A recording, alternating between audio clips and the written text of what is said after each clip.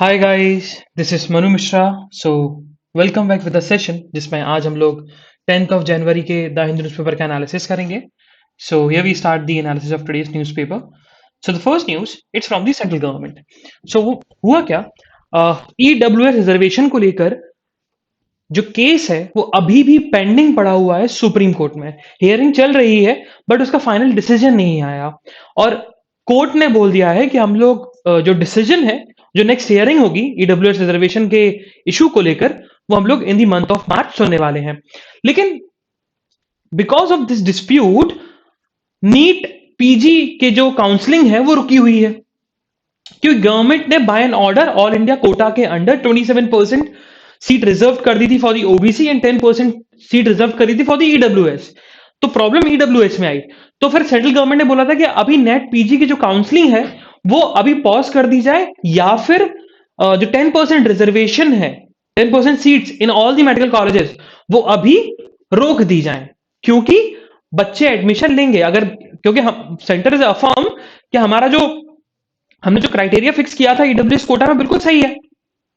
उसी चीज को लेकर केस चलता रहा और सुप्रीम कोर्ट को अर्ज किया बाय द सेंट्रल गवर्नमेंट कि देखो, आपके डिले की वजह से, आपके इस इश्यू की वजह से, नॉट आपके डिले की वजह से, आपके इस इश्यू की वजह से नेट पीजी की काउंसलिंग जो है वो रुकी हुई है और बहुत सारे जो होम रेसिडेंट डॉक्टर्स हैं प्रोटेस्ट कर रहे हैं।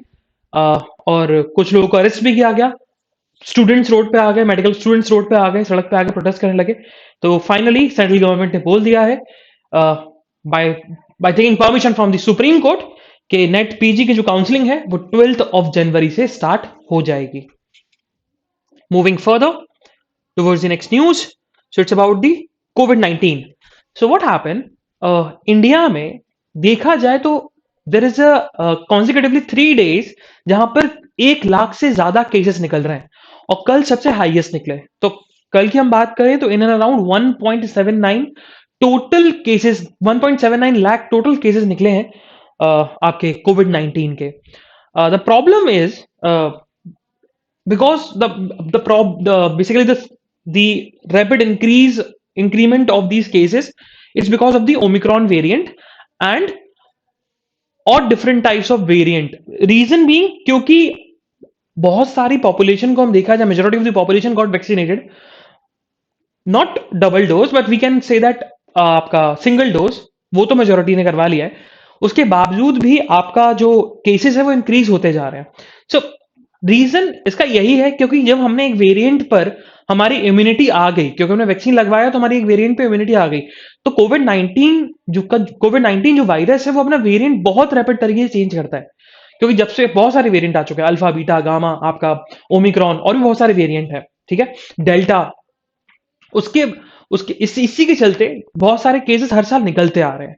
और जब भी हमने हिस्ट्री देखी है और हिस्ट्री में हमने पैंडेमिक्स देखे हैं, ऐसे पैंडेमिक्स, तो सबसे बड़ा जो पैंडेमिक हमारे दिमाग में आता है वो स्पेनिश फ्लू का आता है, जिसमें बहुत सारे लोगों की डेथ भी हुई थी और आपके बहुत सारे केसेस भी निकले थे।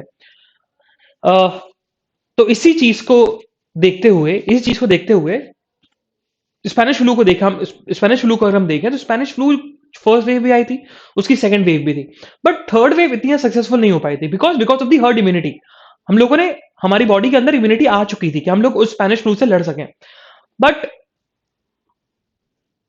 अभी कोविड-19 में हमारी इम्यूनिटी इतनी, हम लोग हर्ड इम्यूनिटी क्यों नहीं बना पा रहे? उसका मेन रीजन है, one of the main reason is क्योंकि बहुत सारे लोग अवेयर हो गए। तो बहुत सारे लोग अभी कोविड-19 के वायरस से कांटेक्ट में नहीं आए।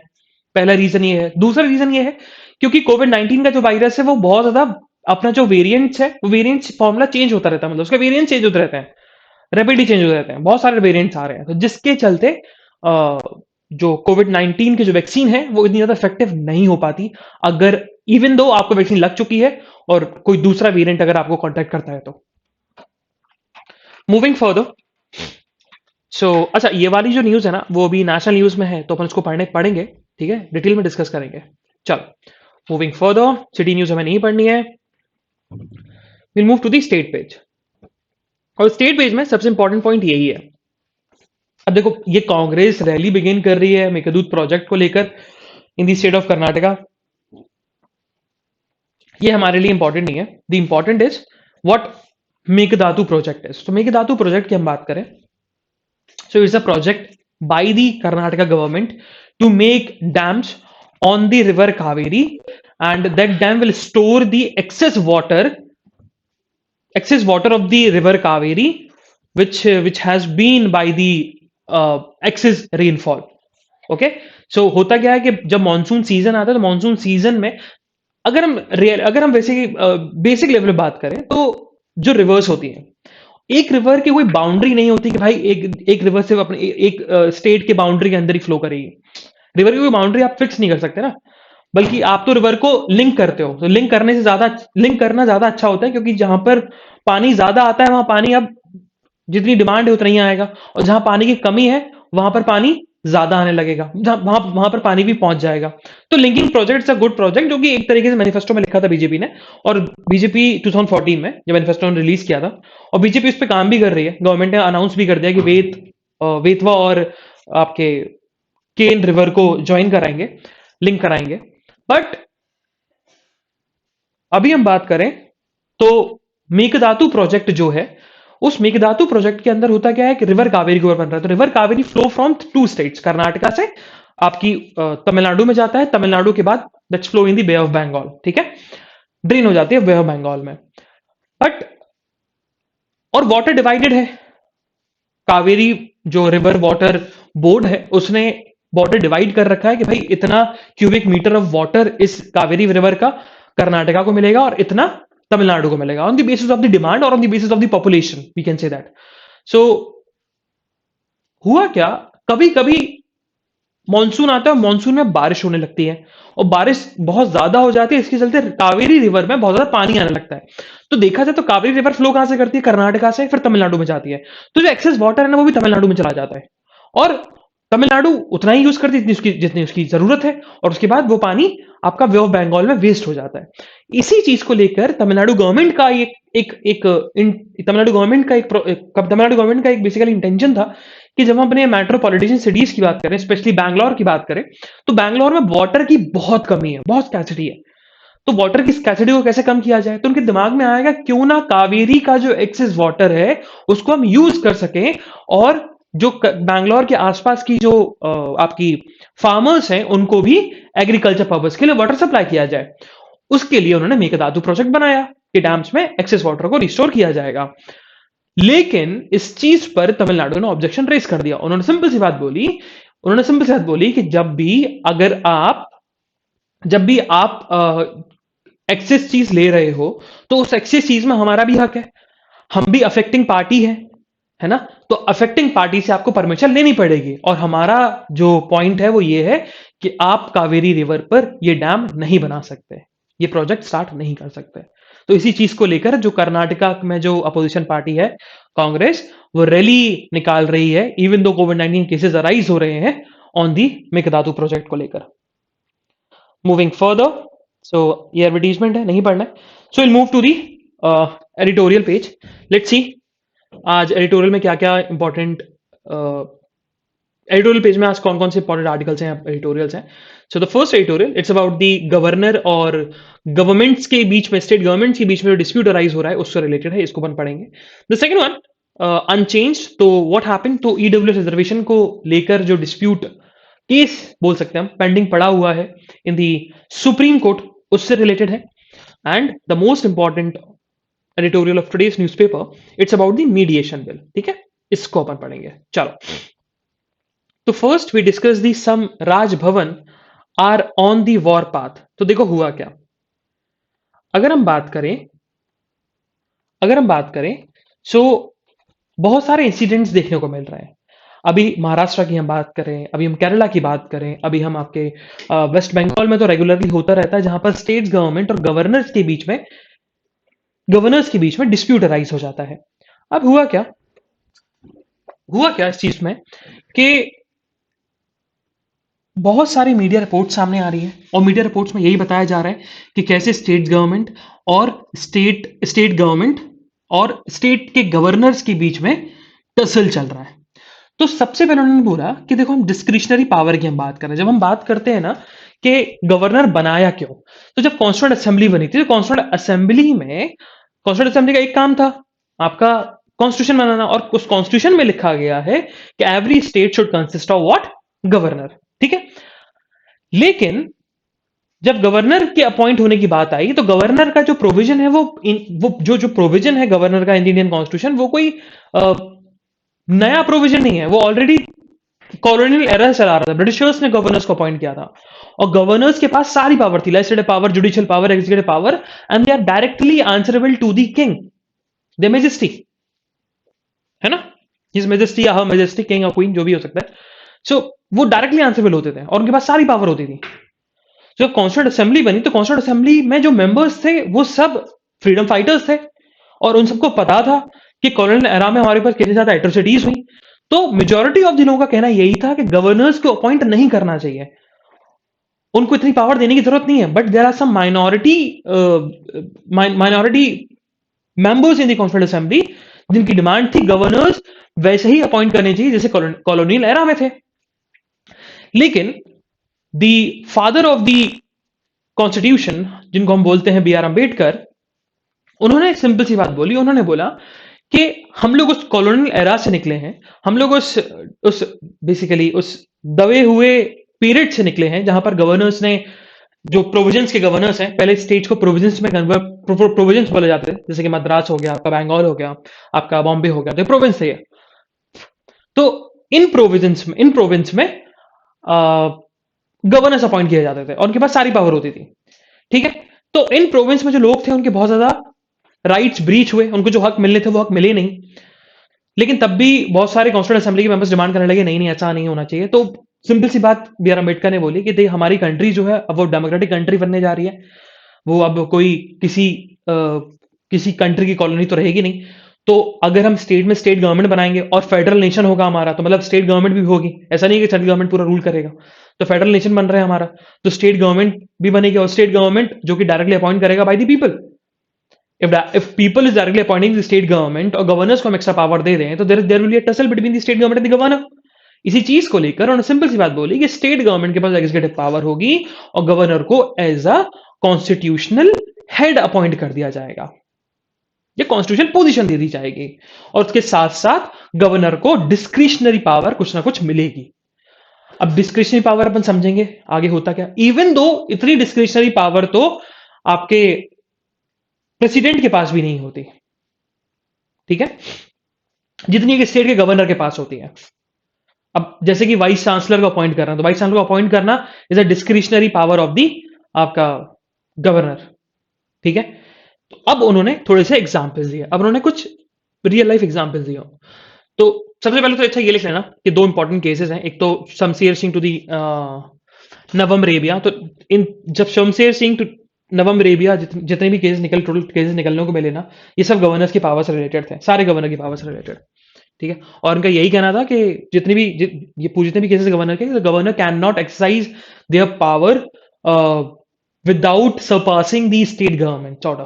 ठीक है, अब सबसे पहले उन्होंने डिस्कस किया महाराष्ट्र केस। तो महाराष्ट्र केस में उन्होंने सिंपल सी बात बोली कि जब हम महाराष्ट्र की बात करें तो महाराष्ट्र में हुआ क्या, महाराष्ट्र की लेजिस्लेटिव असेंबली में स्पीकर नहीं है, और स्पीकर के इलेक्शन होता है कि भाई कौन स्पीकर बनेगा। इलेक्शन होगा तो उसके लिए डेट फिक्स करनी पड़ती है। तो महाराष्ट्र की लेजिस्लेटिव असेंबली में जो मेंबर्स है उन्होंने डेट फिक्स करी, या गवर्नमेंट ने डेट फिक्स करी, हम सीधे गवर्नमेंट बोलते हैं, गवर्नमेंट ने डेट फिक्स करी और वो डेट सेक्रेटरी को दी और सेक्रेटरी गवर्नर को दे दिया और गवर्नर उस पर साइन कर देता है और इलेक्शन हो जाते हैं। बट महाराष्ट्र में क्या हुआ कि महाराष्ट्र में जब वो डेट का जो ड्राफ्ट है वो जब गवर्नर के पास पहुंचा तो गवर्नर ने मना कर दिया कि मैं साइन नहीं करूंगा, उन्होंने मना कर दिया। अब साइन नहीं करूंगा इसका रीजन उन्होंने यही दिया क्योंकि मुझसे बिना पूछे और ये डेट सही नहीं है, बहुत सारी रीजन दिए।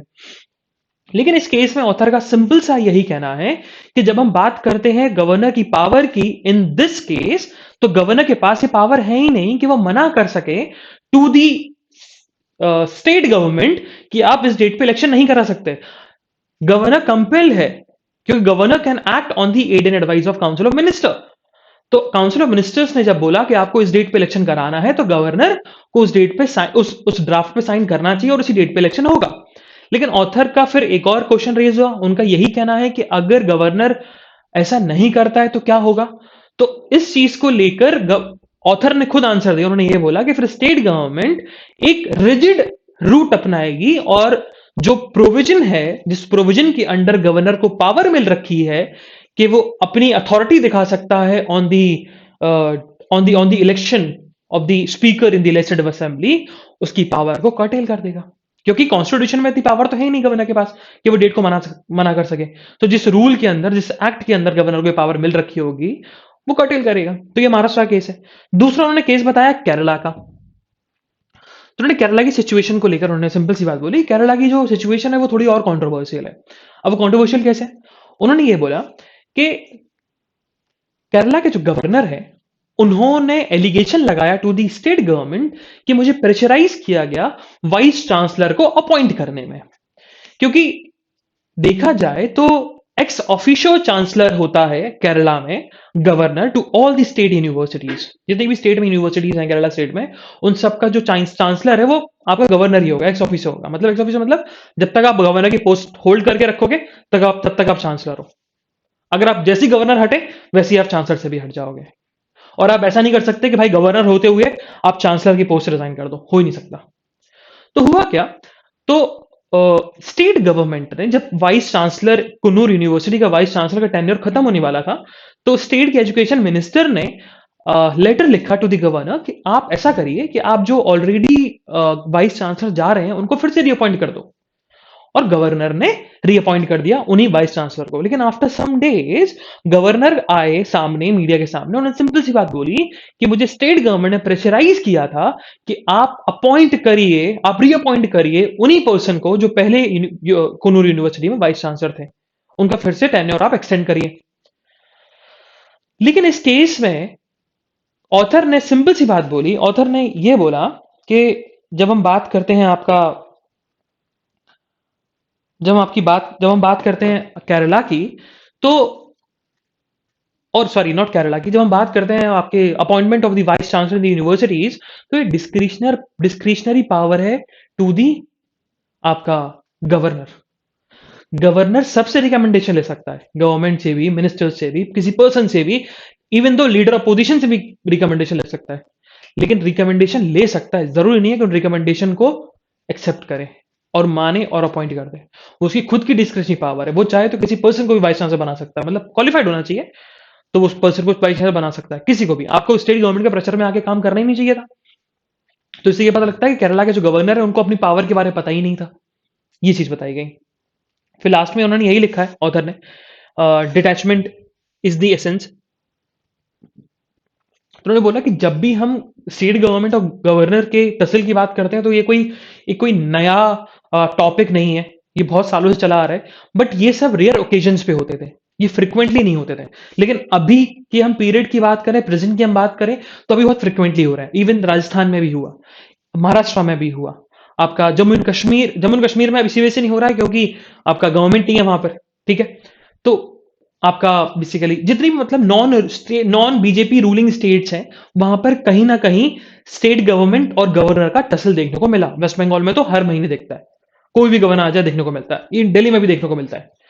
तो सिंपल सा कहना ऑथर का यही है कि गवर्नर जो होता है ना, वो कॉन्स्टिट्यूशनल पोजीशन है, तो डिटैच होना पड़ेगा गवर्नर को फ्रॉम हिज और हर आइडियोलॉजी, या जो भी उनका पहले प्रीवियस में पॉलिटिकल बैकग्राउंड रहा, उनका सिंपल सा यही कहना है। Moving further towards the next editorial, and that is about a bill that could alter the mediation landscape. देखो यहां पर ऑथर ने जो एडिटोरियल लिखा, ये एडिटोरियल बेसिकली ये तो लिखा है कि चंडीगढ़ के जो आपके फॉर्मर स्पेशल डायरेक्टर जनरल थे चंडीगढ़ पुलिस के, उन्होंने लिखा है। और उन्होंने basically law and order officers के पर्सपेक्टिव से लिखा है कि उनको कितनी सेफ्टी मिलेगी। मीडिएशन बिल के बारे में लिखा है, जो mediation bill in the month of December 2021 में आपका फ्लोट हुआ था इन दी लोकसभा में, उसको लेकर इंट्रोड्यूस किया गया था। तो हुआ क्या, सबसे पहले ऑथर ने स्टार्ट किया कि हमारे जो सीजीआई है N V Ramana India Singapore mediation summit में गए थे, और उनका यही कहना था कि मीडिएशन को ना एक मैंडेटरी स्टेप बना दिया जाए, या मैंडेटरी फर्स्ट स्टेप बना दिया जाए फॉर द डिस्प्यूट रेजोल्यूशन के लिए, ठीक है। कि और उन्होंने सिंपल सी स्पीच में सिंपल सी बात बोली थी कि मीडिएशन जो है वो सबके लिए होना चाहिए और हमें मीडिएशन का पोटेंशियल जानने की जरूरत है इंडिया में, उनका ये कहना था। उसके बाद दिल्ली में ही एक समिट थी, international arbitration and mediation centre not Delhi, Hyderabad में। उधर भी उन्होंने एक स्पीच दी और स्पीच में यही बोला कि कोर्ट्स जो है ना, कोर्ट्स लास्ट रिजॉर्ट होने चाहिए। अब उन्होंने ये दो स्पीचेस और दो जो स्टेटमेंट दिए वो इसी से रिलेटेड दिए क्योंकि कोर्ट्स में बहुत ज्यादा केसेस पेंडिंग पड़े हुए हैं। तो अगर लोग मीडिएशन की तरफ जाएंगे तो कोर्ट्स में जो केसेस हैं वो इतने ज्यादा बढ़ेंगे नहीं और प्रेशर कम हो जाएगा कोर्ट्स के ऊपर, ठीक है। और ऑथर ने बोला, फिर ऑथर ने आगे एडिटोरियल डिस्कस करना स्टार्ट किया। उन्होंने बोला कि जब हम मीडिएशन की बात करते हैं तो मीडिएशन जो है बहुत सारे लॉज में एक्सप्रेस्ड है। आपका सीपीसी में है, आपका आर्बिट्रेशन एंड कंसिलिएशन एक्ट में है, आपका कंपनीज एक्ट में है, आपका कॉमर्शियल कोर्ट्स एक्ट में है, कंज्यूमर प्रोटेक्शन एक्ट में है, बट कोई एक सेपरेट लेजिस्लेशन नहीं है मीडिएशन से रिलेटेड। 2005 में जरूर मद्रास हाई कोर्ट ने एक इनिशिएटिव लिया था और इंडिया का वो पहला कोर्ट बना था जहां पर मीडिएशन फैसिलिटीज दी गई थी, मीडिएशन सेंटर्स खोले गए थे सारे डिस्ट्रिक्ट्स में, और उसका रिजल्ट देखने को मिला क्योंकि केसेस जो है वो सिग्निफिकेंटली क्या हो गए, कम हो गए जब मीडिएशन सेंटर्स खोले गए सारे डिस्ट्रिक्ट्स में इन द स्टेट ऑफ तमिलनाडु। और इसी को देखते हुए गवर्नमेंट भी मीडिएशन जो है वो ला रही है और इसी को लेकर गवर्नमेंट का जो इंटेंशन है वो यही है कि एक सेपरेट लेजिस्लेशन हो मीडिएशन से रिलेटेड। और इन दी मंथ ऑफ दिसंबर उन्होंने बिल प्रेजेंट किया था पार्लियामेंट में। The name of the bill is mediation bill 2021 and that will promote mediation and provide enforcement for settlement agreement resulting from mediations. Simple सा मामला है कि भैया आपको हम मीडिएशन प्रमोट करा जाए, ये बिल इसी से आगे मीडिएशन प्रमोट किया जाए और जो सेटलमेंट है वो जल्दी जल्दी किया जाए, इस चीज को ये प्रमोट करेगा, ठीक है।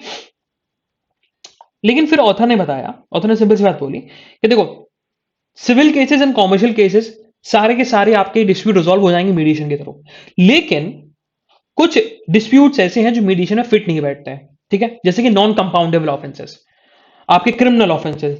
अगर हम पूरा कंपाउंडेबल नॉन कंपाउंडेबल मत जाओ, वो अपन आगे डिस्कस करेंगे, चलो कंपाउंडेबल ऑफेंस दिया हुआ है, बट इवन जितने भी क्रिमिनल केसेस है वो सारे के सारे मीडिएशन के थ्रू आप उनको आप उनको उनको उनको उनको सेट असाइड नहीं कर सकते। जैसे कोहेशन हो गया, फॉर्जरी हो गया, इम्पर्सोनेशन हो गया, आपका आपका फैब्रिकेशन ऑफ डॉक्यूमेंट्स हो गया, फ्रॉड हो गया, मर्डर हो गया, ये सारी चीज तो कर ही नहीं सकते आप, ठीक है। तो ये क्राइम्स भी मीडिएशन की एम्बिट से बाहर हैं। लेकिन ऑथर ने बोला कि इवन ये बिल जो है ना वो कॉमर्शियल क्रिमिनल ऑफेंसेस को भी मीडिएट कर सकता है, ये बिल में दिया हुआ है। अब जैसे कि उन्होंने पहला फर्स्ट पॉइंट बोला कि सेक्शन 7 की हम बात करें, सेक्शन 7 क्या बोलता है कि कोर्ट कंपिटेंट है, कोर्ट कंपिटेंट है कि वो किसी भी डिस्प्यूट को मीडिएशन में भेज सकता है। अब कोई डिस्प्यूट क्रिमिनल ऑफेंस भी हो सकता है, लेकिन criminal offence should be compoundable offence. Compoundable offence वैसा ऑफेंस जहां पर जो सजा मिलती है या फिर जो क्राइम हुआ वो बाय एन सेटलमेंट हो जाए, मतलब सेटल हो जाए। सेटल मतलब जैसे कि हम बात करें, जैसे कि ट्रेसपास हो गया, क्रिमिनल ट्रेसपास हो गया, डिफेमेटरी हो गया, डिफेमेशन हो गया, तो मैं हूं और मेरे मैंने डिफेमेटरी स्टेटमेंट दिया तो आई एम दी एक्यूज्ड और जो विक्टिम है, तो अब विक्टिम और एक्यूज्ड के बीच में सेटलमेंट हो सकता है, आउट ऑफ कोर्ट सेटलमेंट। तो these are the compoundable offences जहां पर जो सजा है वो कम हो जाए या फिर डिस्प्यूट को ही सेटिसाइड कर दिया जाए अगर आप कॉम्प्रोमाइज करा दो विक्टिम और एक्यूज्ड के बीच में, तो वो type of offenses are compoundable offenses. तो section 7 of this bill says के कोर्ट्स जो हैं वो डिस्प्यूट्स को भेज सकते हैं मीडिएशन में इवन दो वो क्रिमिनल ऑफेंसेस हो, but the condition is that criminal offence should be compoundable offences. पहला पॉइंट। दूसरा उन्होंने बताया कि सेक्शन 44 भी है। सेक्शन 44 क्या बोलता है कि अगर कोई डिस्प्यूट अराइज होता है जिससे पीस, हार्मनी या ट्रैंक्विलिटी या जो फैमिलीज रह रही हैं रेसिडेंट्स में उनकी खराब होती है, तो उसको भी आप मीडिएशन के थ्रू रिजॉल्व करा सकते हो, कम्युनिटी मीडिएशन के थ्रू, ठीक है। थर्ड उन्होंने बताया कि हाँ ये एक्ट है, ये एक्ट बेसिकली दो टाइप ऑफ केसेस को एम्बिट से बाहर रखेगा एंड दो टाइप ऑफ केसेस जो कि बेसिकली आपके welfare of parents and senior citizens act 2007 के अंडर आते हैं वो cases, and sexual harassment of womens workplace act 2013। इन दो टाइप्स के जो केसेस हैं अंडर दीज एक्ट, इनको मीडिएट नहीं कर सकता मीडिएशन बिल 2021। इंडिया में इन इस चीज पर मीडिएशन नहीं होगा, डायरेक्टली आप कोर्ट जाइए। तो उसी को लेकर उन्होंने ऑथर ने ये बताया कि देखा जाए तो ऑथर का सिंपल सा यही कहना है कि माइनर डिस्प्यूट्स होते हैं ना, माइनर डिस्प्यूट के आउटकम्स की वजह से ही मेजर डिस्प्यूट बन जाते हैं। या हम बोल सकते हैं कि उल्टा बोल दिया मैंने, जो सीरियस ऑफेंसेस होते हैं, serial offences are the outcomes of the minor disputes. ठीक है। और जैसे कि आपकी प्रॉपर्टी में घुस जाना, फिर आपके आपकी आपकी आपकी आपस में लड़ाई हो जाए, रंजिशबाजी हो जाए, आपने पैसा दिया, आप पैसा वापस नहीं किया, आपने उसका मर्डर कर दिया या जो भी हुए, तो ये अब जो माइनर इश्यूज थे सिविल इश्यूज, कॉमर्शियल इश्यूज थे आपके कंपाउंडेबल ऑफेंसेस, लेकिन कन्वर्ट हो गए सीरियस ऑफेंसेस में। तो उनका यही कहना है कि माइनर इश्यूज जो होते हैं ना, वही आगे चलकर एक बहुत बड़ा रूप ले लेते हैं, सीरियस ऑफेंसेस ले लेते हैं। तो अगर हम पहले से ही इनको रोक लें तो फिर चीजें सुधर जाएंगी, मीडिएशन में ही हो जाएगा, और जो सीरियस ऑफेंसेस होते हैं, जो केसेस निकलते हैं सीरियस ऑफेंसेस की, वो भी कम हो जाएंगे। फिर आगे ऑथर ने यही बताया कि हमने जरूर इन दो लॉस को बाहर रखा है मीडिएशन बिल की एम्बिट से।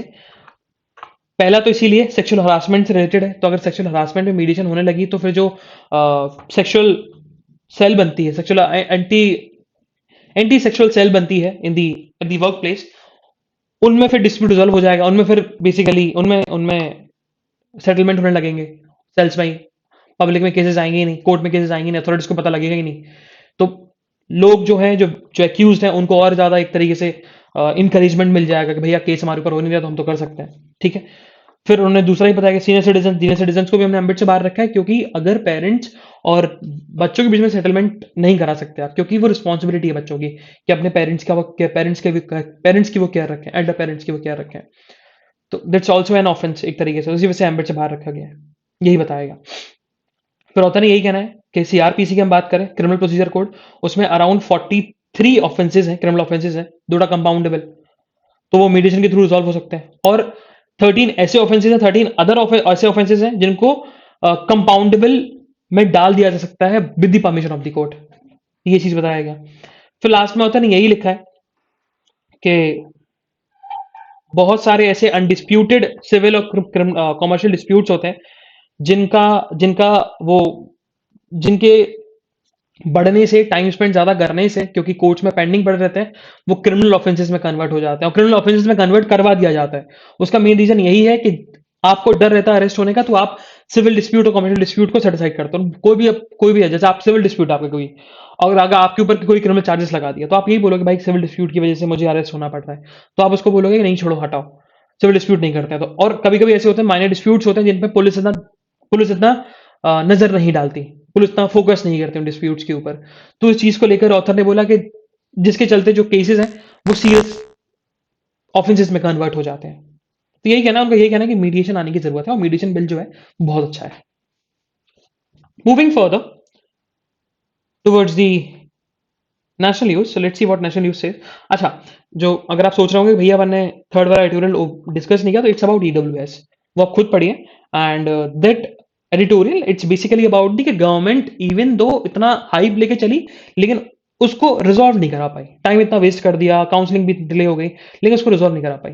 तो कोर्ट को 3 महीने का टाइम क्यों चाहिए, उनका ये कहना है। जब 1 महीने के अंदर, 1 महीने से भी कम के अंदर गवर्नमेंट ने अपनी क्लैरिफिकेशन दे दी, तो कोर्ट को 3 महीने का टाइम क्यों चाहिए। सिंपल सी बात बोली उन्होंने। मूविंग फर्दर, सो एक एक विंग स्टार्ट किया था आपका इसरो ने, इंडियन साइंस रिसर्च ऑर्गेनाइजेशन, और उस विंग का नाम था अंतरिक्ष, जो कि कॉमर्शियल विंग थी एक तरह इसरो की। और अंतरिक्ष की ट्रीटी हुई थी देवास, आपका देवास मल्टीमीडिया प्राइवेट लिमिटेड से, या हम बोल सकते हैं देवास कंपनी से। और उस देवास कंपनी से 2 डील हुई थी, और वो दोनों डील नल एंड वॉइड हो गई, जिसके चलते देवास कनाडा में गया, वहां दो आर्बिट्रेशन जीता, और कनाडा की आर्बिट्रेशन कोर्ट ने देवास को परमिशन दे दी, देवास कंपनी को परमिशन दे दी कि कनाडा के अंदर इंडिया की जितनी भी एसेट्स हैं वो आप एक्वायर कर सकते हैं।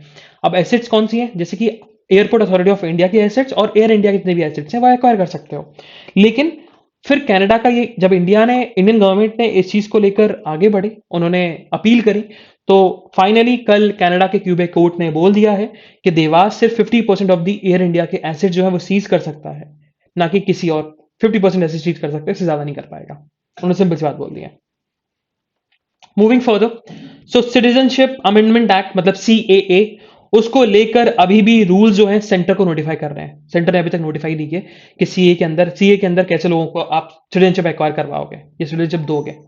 ये भी रूल्स नोटिफाई करेगा central government to the public. Moving further, so कल हम बात करें तो कल गुरु गोविंद साहिब की जयंती थी एंड उसी दिन नरेंद्र मोदी ने, जो कि हमारे प्राइम मिनिस्टर है, उन्होंने अनाउंस किया है कि 26 दिसंबर को हम लोग वीर बाल दिवस सेलिब्रेट करेंगे।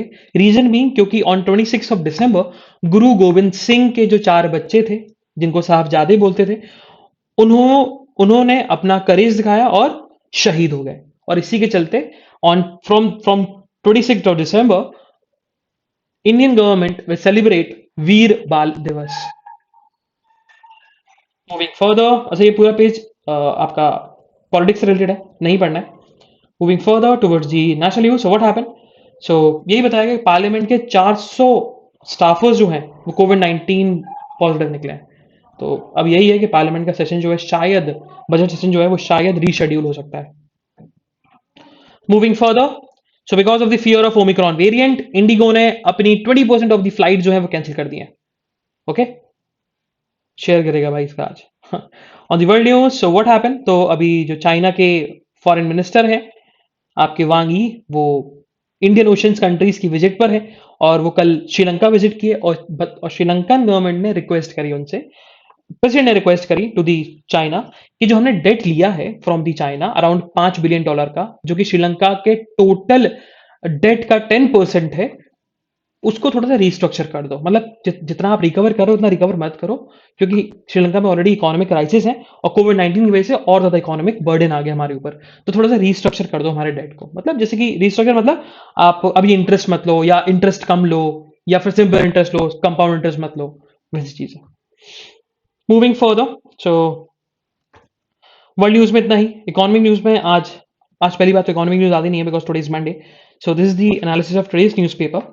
हम लोग कल फिर मिलेंगे with some exciting news, some exciting current affairs. तब तक के लिए bye bye, have fun and enjoy your day. Bye bye guys.